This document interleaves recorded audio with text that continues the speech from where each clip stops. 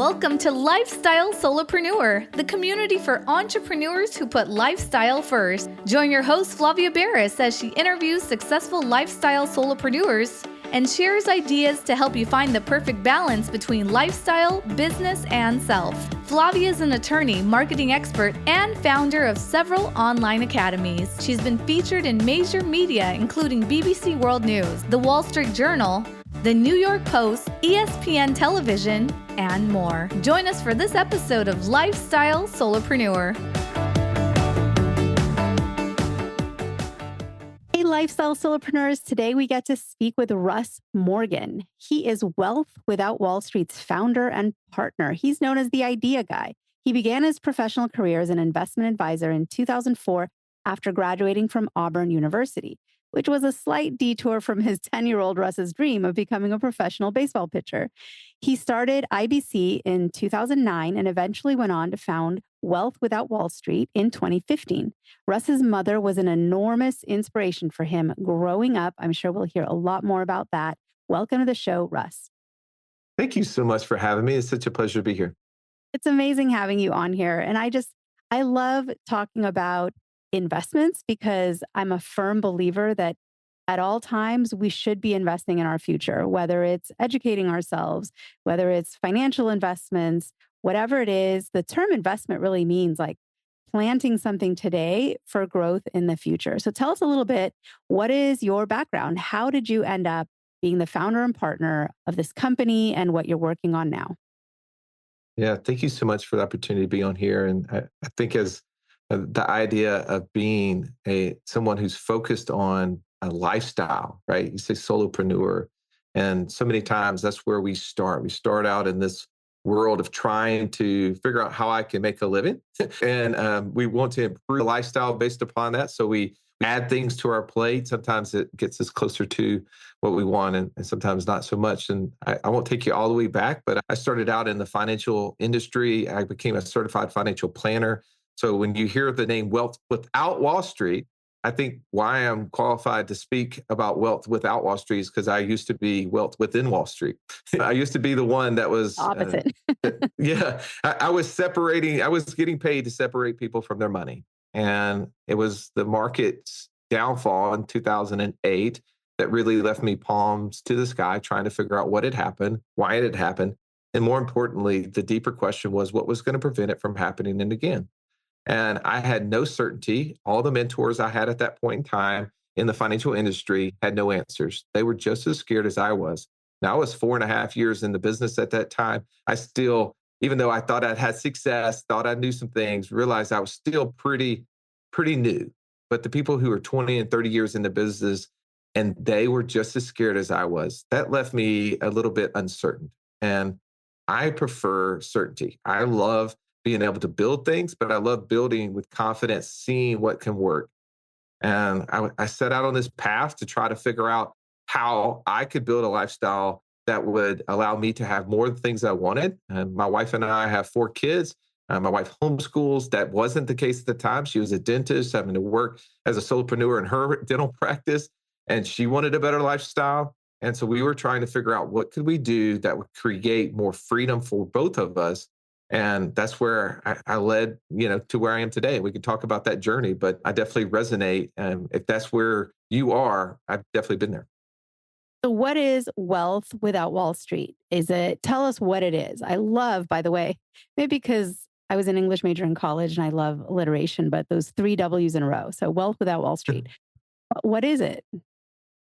So it's a movement. It's a movement of people who want to become financially free. Our goal is to help 1 million people who want to become financially free get there faster. Wall Street, obviously, we all kind of resonate with Wall Street, probably from the investments we've made up to this point, probably in mutual funds, stocks, bonds, something like that, ETFs. And it's not necessarily just about that, but it's more so the mindset that comes with that I have to abdicate the responsibility to someone else. So Wealth Without Wall Street is about taking control, right? I don't know about you, but when I get in a car, I want to be in the driver's seat. I want to control the outcome of just the small trip that I'm in a vehicle. Well, for life, when we think about what do we want to have happen for us, so many of us have been told we should abdicate that responsibility to someone else. They're going to be smarter than we are with money. They're going to know what to do with it better than we are. We need to just keep our heads down, focus on the one thing that we're doing. And that's then we're going to lift our heads up in 35 years, 40 years, and we're going to be where we want to be. And we can then live the lifestyle at that point that we want. With what Wall Street's saying no to that. With what Wall Street's saying, no, you are smart enough. You're an investor. You're a business owner. You're a successful professional. You have all the capability, and nobody has more vested interest in the outcome than you do. But the problem is we just haven't been taught how to become a better investor because we've never put our money in a position where we can control it. And so What's Without Wall Street is about teaching you there is a process. We wrote a book. It's called What's Without Wall Street, The 3 Steps to Freedom Through Passive Income. And we talk about how can you build this certainty in your life? How do you know where you are in relationship to where you want to be? And I'll pause for just a second after this point because I know you have some questions. Is most of us going through Wall Street, we're just saving money in hopes that it will be enough. The formula for financial freedom is when your passive income, that's money that comes in that you're not actively having to go to work for, exceeds your monthly expenses. So no matter where you are today, you can tell with certainty as a percentage how close you are to financial freedom by just literally saying, how much in passive income do I have? And I'll use a simplified example of, I have rental property and it's bringing in $1,000 a month net after all the expenses. And I have expenses of $10,000 a month in my life. If you took that 1,000 and divided it into the 10,000, you're saying, I'm 10% of the way to financial freedom. And so for us, helping people understand where they are and then utilizing that framework to make decisions that give them closer to what they want to have is really what Wall Street's about. What is your personal philosophy on investing? Are you, because of your background with Wall Street, are you more positive about stock investing and being in the stock market versus you just mentioned real estate, which is its own asset class, which has a lot of benefits as well? As most listeners know, I'm big on real estate. As we know, we've had a lot of guests on who talk about real estate investing. Or we've also had guests who say you should be invested by owning, buying, or forming companies, small businesses. And, that's the best way to grow. I'm a big believer in diversification, but I love hearing from guests because almost everybody has their favorite revenue class or investment class. And I would love to hear what you think is one ideal mix. And again, this is for everyone listening. Anytime we talk about investing on this show or hard numbers or income, we're always doing it from an educational viewpoint. None of this is personal advice for anyone listening specifically because everyone's in a different position. Everyone has a different life circumstance. So we're not giving you advice, but we do want to talk about all of this to get the conversation open. No, I love that. We're agnostic to the investment type. As you might know by the title of our company, Without Wall Street. We're not big advocates of Wall Street at all.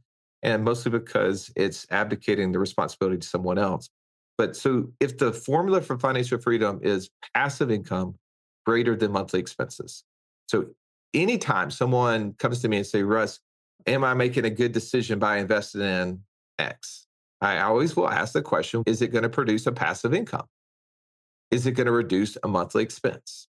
And if the answer is no and no, then I will say, is that getting you then closer to financial freedom or would that be getting you further from? So that framework alone saves so many people heartache.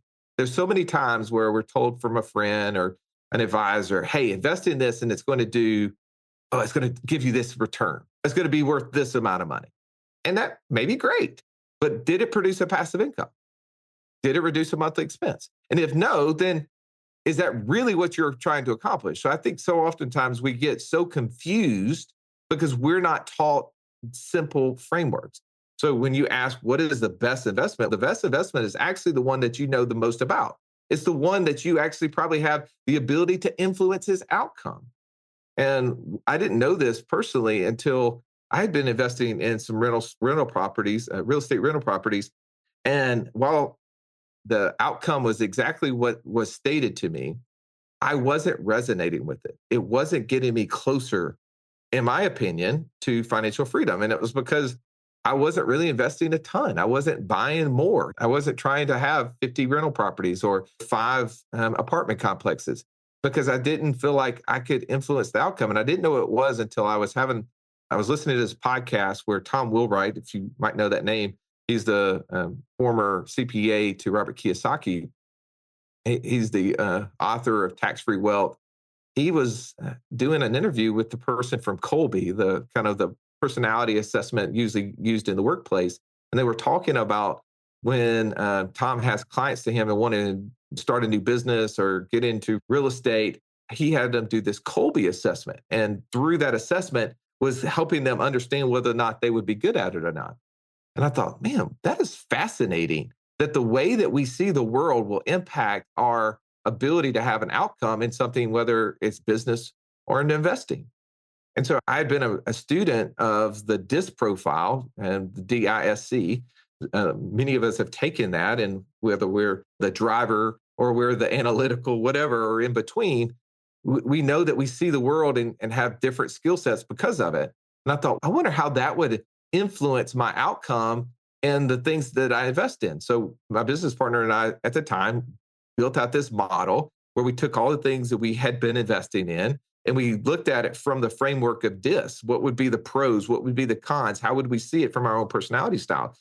And it really started to reveal to us so many interesting things that I was like, this is it. The reason why I wasn't resonating with those rental properties I had is because I was an I profile. I love to influence, right? I love being hands-on and involved. These were properties that weren't in my city that were managed by a third-party company. They were doing a good job. They were giving me a check, but I couldn't send people to them. I couldn't participate in making them go from $200 a month in net income to $800 a month, for instance. Like I had no ability to influence the outcome. And that was a con for me. And then I started thinking, what do I like? And so we started investing in lots of things. So I will tell you, if you want to go to wealthwithoutwallstreet.com/passive income, you can actually see the things that I and my business partner invest in. Going all the way back to 2020, we started publishing to the world our personal passive income report. So now we've done it for 4 years. We started out with $2,400 a month of passive income. This past month we recorded it, we were a little over 58,000. And we just share what we're doing and all the lessons that come along with it. That's amazing that you're so transparent and open and just willing to share. Because I think that's the hope for humanity, right? Is that there's still so many people out there who are willing to share and help and lead the way. And if you find something that works and has done well for you, to not keep it a secret and to not hoard it for yourself, but instead to ask other people to step up and do more in their own lives. I think that's wonderful. So again, that was wealthwithoutwallstreet.com/passive income, correct? That's correct. Just a hyphen between passive and income. Okay. wealthwithoutwallstreet.com/passive income. So I have a question for you. What is like this thing that you talk about called investor DNA? Yeah, so that investor DNA was what I was just describing there with the assessment where we have someone take this DISC analysis, and you probably maybe even already know it. You've already taken it. Maybe you're the S profile. You're very empathetic, right? You're the person that cares about others more than you care about yourself. You love steady and dependable. And that's the way we typically want to invest. And if you're that person and you have other people doing things around you, maybe investing in e-commerce businesses or starting a short-term rental business in their hometown, and that's risky. I'm not going to do that. The reason why you don't want to do that is because that in your eyes is not steady and dependable. You like consistency. You like to be able to see things from the perspective of how will it work out based upon what's happened in the past. We built out this passive income matrix that now has almost 15 different asset classes and ways that we've seen personally and people that we've interviewed on our podcast be able to produce passive income. We took that assessment and took all the experts and then started doing surveys on everyone else of how they saw those different investments. Our investor DNA process takes people through not only getting their DISC assessment, but then ultimately applying that framework over and overlaying it over different passive income strategies. So they can look at things and say, ooh, I would like this because ... Oh, here's what I won't like about it. And then lastly, we also throw in there, what are those key factors? How much time would be involved in this? How much detail work? How much money would be involved? things that we all need to know, even though we may resonate with it. Maybe we don't have the time to do it, or maybe we don't have the money to do it. All of those things is what we utilize in this investor DNA process, which is helping people really expedite to get to the passive income that they want in a much faster process because they're eliminating the mistakes that we've made and others have made by not connecting those dots. And talk about your podcast. I know everyone listening is a podcast lover, obviously. And so you have a podcast. What are the kinds of guests that you have on, or what topics do you usually dive into? Yeah, we've been podcasting since 2017.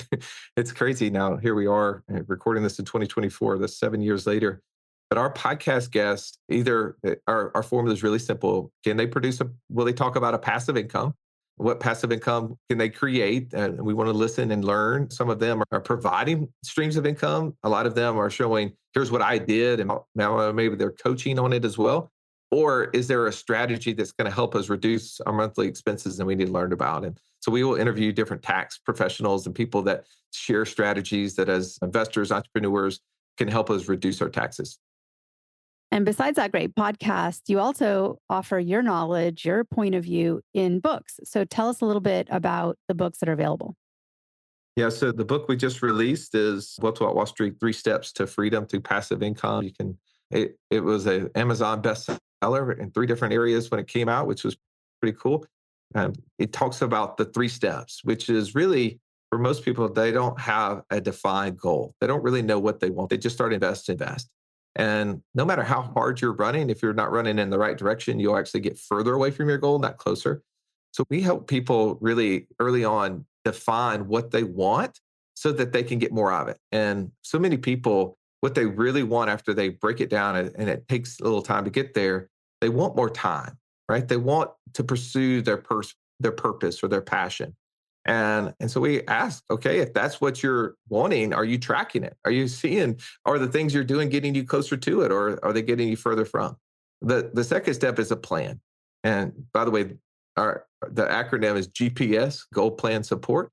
You know that anytime we get in cars, typically we pull out our whatever our favorite navigation app is, and we're using that GPS system. For us, is what's that plan we're going to use? What's that P? Is how do we actually build out the models, build out the framework of our investor DNA, build out our buy box? How are we going to start taking action on that based upon where we are and where we want to go? And the third step is support. I wouldn't be here talking to you without mentors in my life that it really poured into me, and being in a bigger room, just being able, as you mentioned, I grew up in a household, a single family. My mom worked hard as she could, but she didn't know anything about money. She couldn't teach me about money. And I went into the financial industry to hope to learn about money, which was not really true because there was a lot of people that didn't know anything about money there either. They just had fancy degrees and designations. It wasn't until I got mentors who really understood money and started challenging me to think completely bigger. When you know you're in the right room is when you bring an idea to somebody, and they put their arm around you and say, that's cute. But let me show you from my vantage point what I see. And because of that, we've been able to build 8 to 10 businesses now. Obviously, our passive income has continued to grow and expand. But more importantly, it's the number of lives and the people that are saying, hey, I've stopped trading time for money, or I'm able to cook breakfast for my son every morning, or I'm able to pick up my daughter every afternoon because of what we've been doing in this result. And that's for us the big thing. No, you mentioned your mom briefly. She was an enormous inspiration for you growing up. Dive a little further into that, because you said she didn't teach you about money. She was there for you in other ways. So how did that help support you and create the person you are today? Yeah, I think this is a challenge I have, and maybe others listening to this would resonate. I want more for my kids than I had, kind of thing, but also don't want to give them something that they need to earn on their own. So for me, my mother and my father, they split when I was in the first grade, and my mom had completed about 2.5 years of college, but had stopped to raise my sister and I. And so she knew that working as an assistant, I think they called them secretaries at the time, was not going to be enough to support 3 of us. So she decided to go back to college. She took classes. My sister, who was 6 years older than me, was like in the 8th or 9th grade at the time, was basically raising me while my mom was trying to get this education. She was investing in herself. and ultimately got a job as a teacher. And she then went back and got her master's. So she was trying to do the only thing she knew how to make money. And I just saw her giving up, sacrificing so much for us. She was working so hard to try to provide more for us. And that effort that she put in really shaped the way that I see the things that I want to do. I want to be able to sacrifice. I want to create more for those around me than for myself. And she was definitely a huge inspiration to say she could have easily gone and said, woe is me, but she didn't. Did she need assistance? Yeah. I can remember being in the second grade and us going to the grocery store at 9:30, 10 o'clock at night. And it wasn't until years later I found out why. I was like, why are we at the grocery store so late? And she's, oh, it's just the lines are shorter. I found out later that she was on food stamps and she was embarrassed to be at the grocery store using food stamps. And so she would go late when there was hardly anybody there so no one would see her. I learned, man, you make sacrifices to get to where you want to, but she used that to propel herself and ultimately became independent of others because of that. But also she was a big mentor to me in the fact that she believed in God and she used that faith. She would tell me that I'm not in control of this, God is. And I definitely have seen that impact in my life as well. Guests like you, it's so amazing that you can share your knowledge just on an episode like this. And that's a free resource. Podcasts are just a great way to learn about so many different things, new subject matter, but also just getting inspiration, getting motivation, listening to experts. But beyond that, you're very generous because you're also offering listeners a free ebook, which we will make available through our vault. We have a repository where we keep all of the freebies that any of our guests generously provide. And that's at podcastguestgift.com. That's podcastguestgift.com. You can also just probably find a lot of these resources directly on Russ's website at wealthwithoutwallstreet.com. But tell us a little bit about that ebook so people know what they're going to get when they go and download it. Yeah, the one I want to give you is what we call the passive income operating system. And it's the whole objective is what we've learned over time is that we have to create a systematic way to turn active income into passive income. And as a solopreneur, you're working so hard, like my mom was, to try to create an income. But we also need to start producing this passive income on the side that can run and hopefully exceed our monthly expenses. So it gives us the freedom to pursue our passion income. Maybe what you're doing and you feel passionate about and want to continue to do it, never want to stop. But it gives you the freedom when you have passive income that exceeds your monthly expenses. So if you go to wealthwithoutwallstreet.com/PIOS, and I'll give this to you as well, you can actually see the architecture behind it, how we help people understand the mistakes that people make usually with money that commingle their dollars that prevent them from being able to make decisions. A confused mind does nothing. But then how do you take that framework to start turning active income into passive income while you sleep? How it can become automated, how it can start creating more of what you want in the future. I could talk about investing and passive income for hours and hours, but I want to be respectful of your time. You've already given us so much of it. Thank you so much for being on today. Really inspiring, very motivating, and just a great reminder that it's like we have to tend to our gardens, right? Like earlier I said, investing is like planting seeds, but we have to be active, right? In our own future, in our own path. And you're out there helping people do that. And I am so grateful that you are doing that in the world. Thank you so much for being on the show today and doing everything you do. Thank you for having me. Hey everyone, thank you so much for joining us, and I hope you enjoyed the show. Don't forget to subscribe to this podcast, and if you leave a review on iTunes, I promise I will read every single review. If you know someone who makes a full-time living from part-time work, and maybe this is you, please visit lifestylesolopreneur.com to nominate a guest or to nominate yourself. Because remember this, money doesn't buy happiness, but money in the hands of a happy person, there is no greater tool. Today's episode was brought to you by the Get Shift Done program. It's a lifestyle-changing online class to help you define your business and lifestyle ambitions. and to set goals in a way you've never experienced before. This class will 10x your daily productivity with methods that will blow your mind. And if you use the coupon code PODCAST, the class tuition is 99% off. Visit GetShiftDone.com to enroll today.